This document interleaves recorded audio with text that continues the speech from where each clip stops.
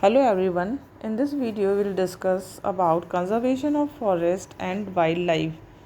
With the industrialization, urbanization and expanding agriculture activities, additional land is required. जैसे population increase होती जा रही है उसी तरह से इंडस्ट्रियलाइजेशन अर्बनाइजेशन भी बढ़ता जा रहा है और साथ ही साथ to meet out and feed large population agriculture activities भी इंक्रीज़ होती जा रही है. This land is obtained by clearing forest. और ये सारी लैंड कैसे एक्वायर्ड की जा रही है? फॉरेस्ट क्लियर करके. It must be remembered that a forest can be distracted in a few days but it takes year to grow a forest. ये हमेशा ध्यान रखना चाहिए कि इसको विनाश या ख़त्म करने के लिए कुछ ही दिन लगते हैं, लेकिन इन जंगलों को बनने में बहुत सारे साल लगते हैं. यानी कि जो ट्रीज़ ग्रो होते हैं वो बहुत टाइम लेते हैं. Forest grow very slowly. If the trees are fall beyond a certain limit they can't be regenerated. Deforestation also affect the wildlife. Deforestation यानी तेज़ी से जो पेड़ों की कटाई हो रही है उससे जंगलों पे भी बहुत बड़ा प्रभाव पड़ रहा है. साथ ही साथ जो वाइल्ड लाइफ है यानी कि जो एनिमल्स हैं वो भी डिप्लीट या एक्सटिंक्ट होते जा रहे हैं. In the past decade many animal species have become endangered and some are on verge extinct. बहुत सारे अभी जो पिछले कई सालों से जो रेगुलर कटाई हो रही है जंगलों की यानी पेड़ कटते जा रहे हैं उससे कितने ही जंगली जानवरों का यानी कुछ ऐसे स्पीसीज़ हैं जो कि खतरे में हैं और कुछ तो ख़त्म हो भी गई हैं. Beside human act natural factors such as tsunami, forest fire, landslide also causes loss of forest and wildlife. Thus, conservation of forest and wildlife has become a global issue. तो हम ये कह सकते हैं कि कंजर्वेशन ऑफ फॉरेस्ट यानी जंगलों को सुरक्षित बचाना, उनका संरक्षण करना और जो जीव जंतु हैं यानी वाइल्ड लाइफ है वो एक बहुत बड़ा अहम मुद्दा पूरे संसार के लिए यानी वर्ल्ड के लिए बन गया है. For human to survive we must actively contribute to save these important natural resources. क्योंकि आपको जैसे समझ में आता है कि ह्यूमन अपने आप में एक इंटेलिजेंट बायोस्फीयर का एक पार्ट है, तो हमें क्या करना है, हमें इन सबको बचाने के लिए बहुत कोशिशें करनी होगी. इसके लिए जो कुछ स्टेप्स हैं वो ये हैं. Efficient use of forest product. Trees are cut down to use wood as fuel. Alternative sources of energy should be found to replace fuel wood.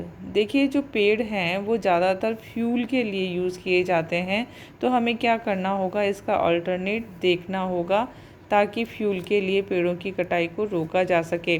Paper is manufacturing from wood pulp by using paper judiciously and recycling paper we can save trees. Paper किससे बनते हैं? Wood pulp से बनते हैं.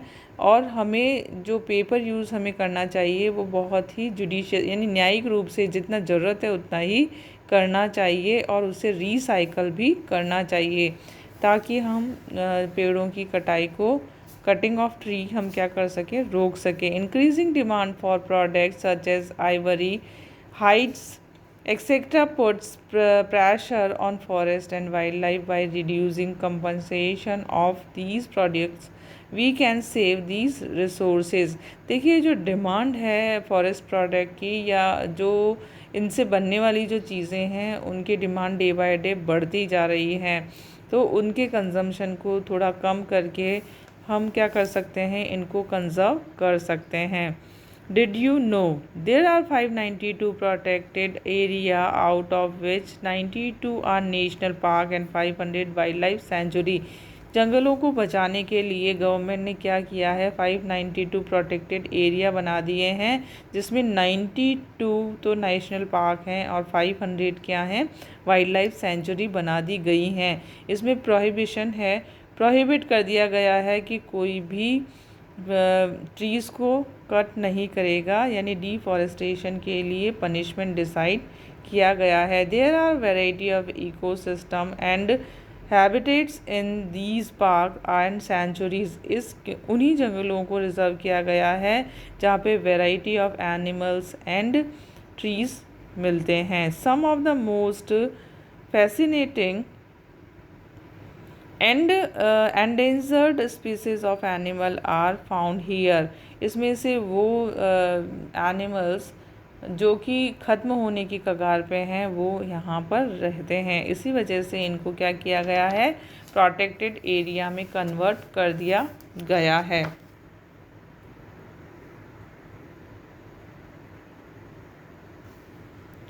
Cutting national park creating national parks, wild life sanctuary and bio reserve, तो इनको protect करने के लिए national park, wild life sanctuary and bio reserves create किए गए हैं ताकि इनको बचाया जा सके, इनकी हंटिंग और इनको प्रोहिबिट किया गया है।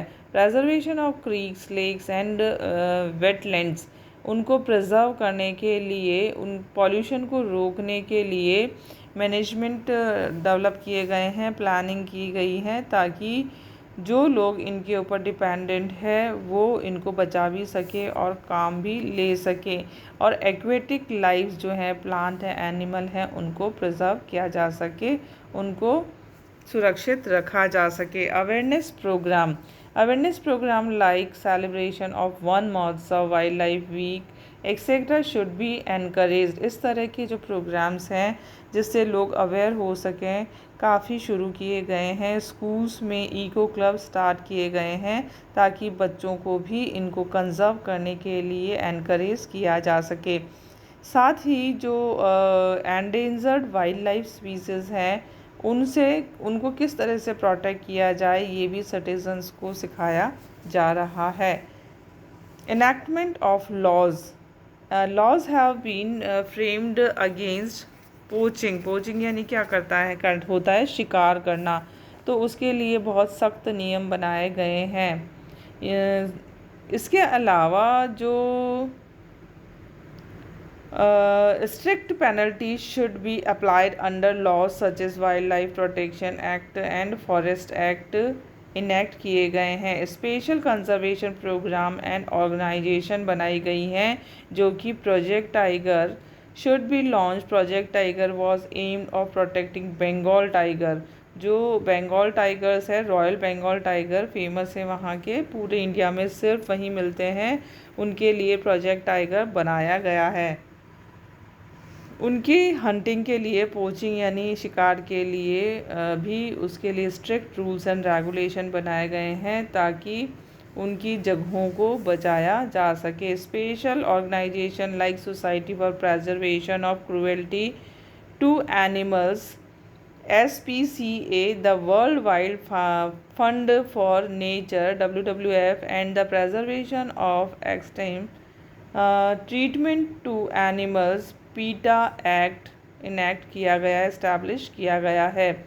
An international conservation convention of international trade in endangered species CITES have been established. It is the prime duty, तो ये सारे प्रोग्राम्स हमने इनेक्ट तो कर दिए हैं, लेकिन अभी जिम्मेदारी किसकी बनती है? It is the prime duty of every citizen to conserve plant and animal for the survival of the present as well as the future generation. तो सिर्फ बच्चों हमको सिर्फ एनिमल्स के लिए ही नहीं प्रोटेक्ट करना है, सिर्फ प्लांट्स के ही लिए नहीं, बल्कि इसमें अगर ये हमारे क्या है, इंटर रिलेशनशिप है। अगर प्लांट एंड एनिमल भी बने रहेंगे तभी हम लोग भी सर्वाइव कर सकते हैं, अदरवाइज़ हम लोग भी उनके साथ ही ख़त्म हो जाएंगे। तो ये हमारी प्राइम ड्यूटी है कि हमारे सर्वाइवल के लिए हम उनको भी कंजर्व करें, फ्यूचर जनरेशन के लिए हम उन्हें भी कंजर्व करें। Forest fire in cooler tropical region, friction on rubbing among the branches of tree creates forest fire. जब बहुत क्या होता है, ट्रॉपिकल रीजन्स में आपस में ट्रीज़ ब्रांचेस के टकराने यानी फ्रिक्शन की वजह से जंगलों में आग लग जाया करती है। Forest resource are completely destroyed in these fire. जो फॉरेस्ट रिसोर्स होते हैं इस आग से, इस फॉरेस्ट फायर से लगभग खात्मे की ओर बढ़ रहे हैं, तो इन्हें प्रिवेंट करना बहुत ज़्यादा ज़रूरी है। In the forest of Canada there are watch post in intervals to prevent forest fire. मतलब कनाडा में तो यहाँ तक कर दिया गया है कि वॉच पोस्ट यानी सर्च टावर जो होते हैं ना, जो सर्च करने के लिए, एनिमल सर्च करने के लिए लगाए जाते हैं, उसी तरह से वहाँ पे वॉच पोस्ट लगा दी गई हैं ताकि जल्दी ही फॉरेस्ट फायर को देखा जा सके और उनको प्रिवेंट किया जा सके। Every post is equipped with modern fire fighting and extinguish equipments and quick communication facility. जो ये वॉच टावर है वहाँ पे आग को बुझाने के लिए सभी तरह के इक्विपमेंट लगाए गए हैं और कम्युनिकेशन फैसिलिटी भी वहाँ पर अवेलेबल करवाई गई है ताकि आगे कम्युनिकेट किया जा सके। USA and Canada have air patrols too. इसके अलावा यूएसए और कनाडा में हवा से यानी कि थ्रू हेलीकॉप्टर, एरोप्लेन्स के थ्रू भी वहाँ पे सर्च किया जाता है और उनसे आग को बुझाया जाता है।